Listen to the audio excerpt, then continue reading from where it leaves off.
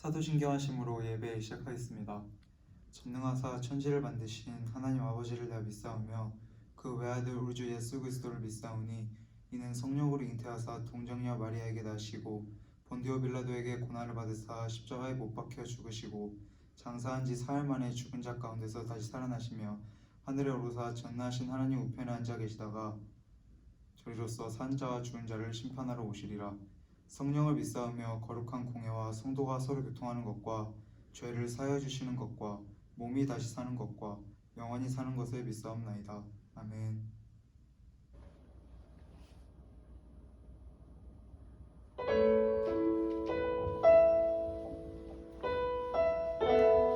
할렐루야. 이 시간 이 자리 가운데 나오신 여러분들을 모두 환영합니다. 우리의 마음을 주님께 드리며 나아가기 원하고 함께 감사함으로 찬양드리겠습니다.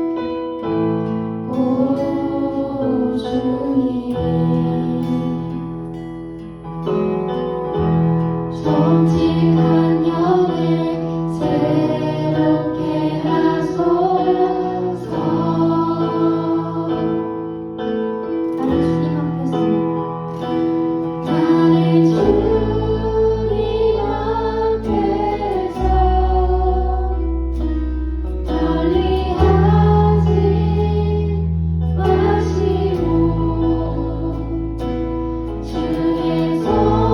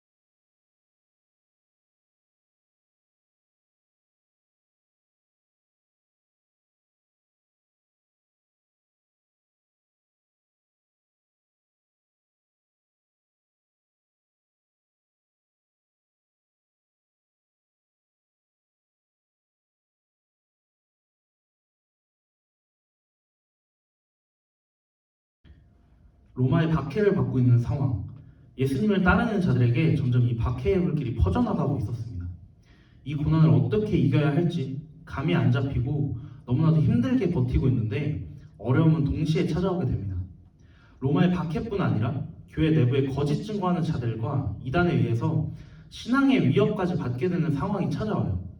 이전에 예수님이 하늘로 올라가시기 전에 제자들에게 굉장히 중요한 말씀을 하십니다.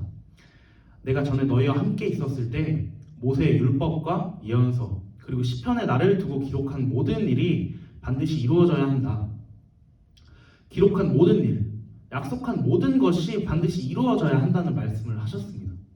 그런데 점점 예수님께서 말씀하신 이 모든 일, 약속한 모든 것이 희미해져 갑니다.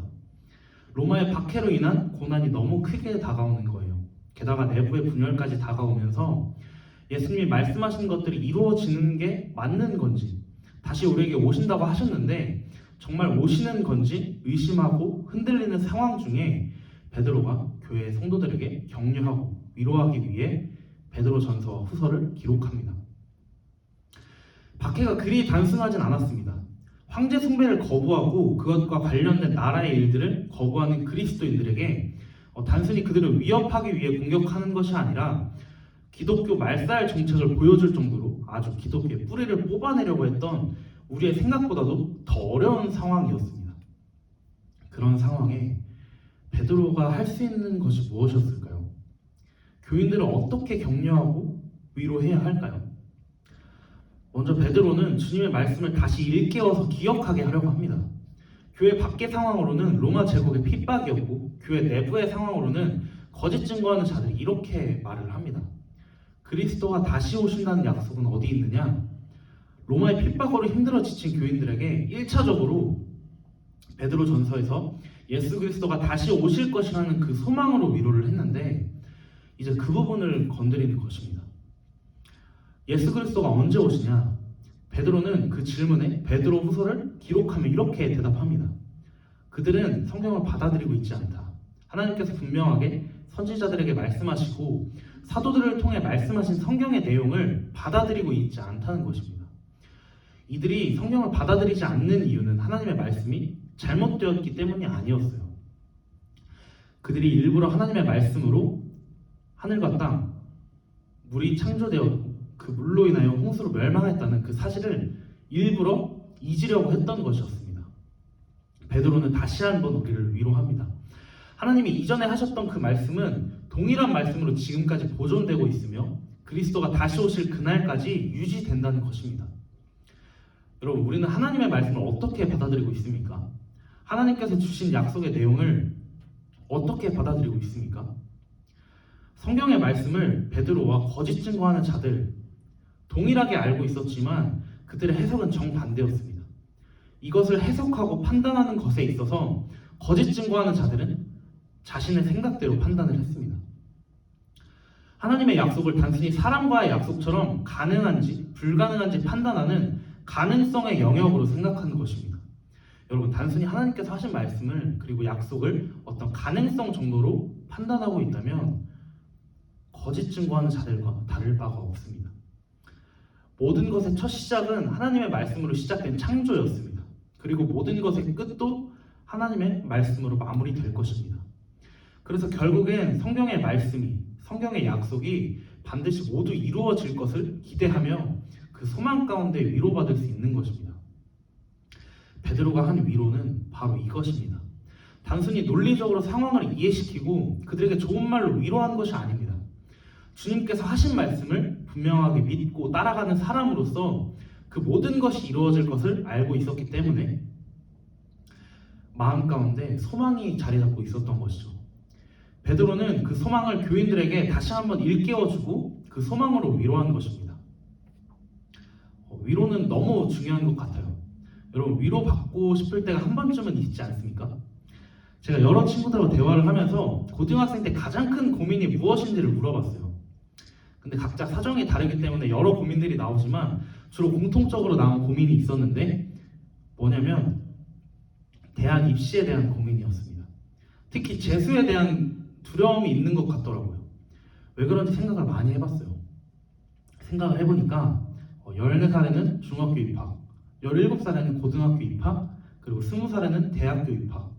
뭔가 나이에 맞춰서 하는 것들이 정해진 것 같은 거예요. 그래서 대부분의 친구들이 이제 20살에 대학교에 입학을 하는데 왠지 내가 못하면 뒤떨어질 것 같은 마음이 들기 때문에 두려워하고 그것에 대해 많은 고민을 하고 흔들리는 것 같더라고요. 저 또한 그런 고민이 있었습니다. 한 번도 휴학을 하지 않은 제 친구들은 올해 졸업을 했거든요. 그리고 제 친구들 중에는 이제 군대에 다녀온 친구들도 있고, 그런데 저는 아직 졸업도 좀 남았고 군대도 다녀와야 하고 이런 상황입니다.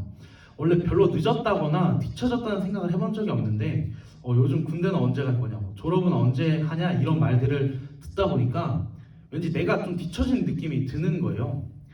졸업을 기다리면서 학교를 다니고 군대를 다녀올 그 시간을 기다리면서 하루하루의 삶을 사는데 생각보다 제가 그런 고민들 때문에 흔들리더라고요.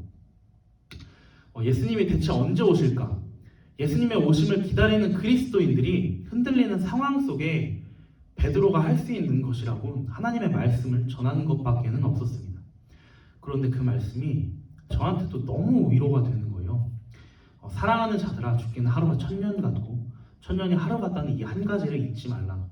주의 약속은 어떤 이들이 더디다고 생각한 것 같이 더딘 것이 아니라 오직 주께서는 너희를 대하여 오래 참으사 아무도 멸망하지 아니하고 다 회개하기에 이르기를 원하시느니라. 주님께는 하루가 천년 같고 천년이 하루 같다고 하시는 거예요. 우리가 생각할 땐 그 약속이 이루어질 것 같지 않고 굉장히 더디다고 생각을 하는데 더디지 않다고 말씀하는 것입니다. 우리의 늦고 빠름, 그 시간이 중요하지 않다는 것입니다. 그리고 말의 마무리는 아무도 멸망하지 않기를 원하신다. 모두가 회개하고 하나님 자신에게로 돌아오기를 원하신다라는 말을 합니다. 하나님의 백성들을 하나님이 너무 사랑하시기 때문이에요. 여러분, 주님의 약속은, 하나님의 말씀은 말씀하셨던 것처럼 다시 오실 것입니다. 우리는 이 사실에 대해 단순한 가능성으로 판단하는 것이 아니라 정말 믿고 따라가야 합니다. 그리고 중요한 것은 주님께 하루가 천년 같고 천년이 하루 같다고 말씀하신 것처럼 단순히 시간의 늦고 빠름에 우리의 마음이 흔들려서는 안 됩니다. 결국에 그 말씀이 다 이루어질 것이라는 소망과 뒤처진다고 생각했을 때 흔들리는 우리의 모습 속에 하나님 아직도 우리를 기다리시며 그 시간들이 중요하지 않다고 말씀하시는 그 소망으로 우리는 하루하루 소망을 품고 살아가야 합니다. 여러분, 지금 현재 이 순간 하나님께서 말씀하신 그 말씀들이 결국 이루어질 것을 기대하고 소망을 품고 지치고 흔들리는 우리에게 다가오셔서 위로하시는 하나님을 기억하시길 바랍니다. 한 주간 하루하루 힘차게 소망을 품고 살아가시기를 간절히 소망합니다. 주기도문 하심으로 오늘 예배를 마치도록 하겠습니다. 하늘에 계신 우리 아버지여, 이름이 거룩히 여김을 받으시오며 나라의 임하옵시며 뜻이 하늘에서 이루어진 것 같이 땅에서도 이루어지이다. 오늘날 우리에게 일용할 양식을 주옵시고 우리가 우리에게 죄 지은 자를 사하여 준 것 같이 우리의 죄를 사하여 주옵시고 우리를 시험에 들게 하지 마옵시고 다만 악에서 구하옵소서. 대개 나라와 권세와 영광이 아버지께 영원히 있사옵나이다.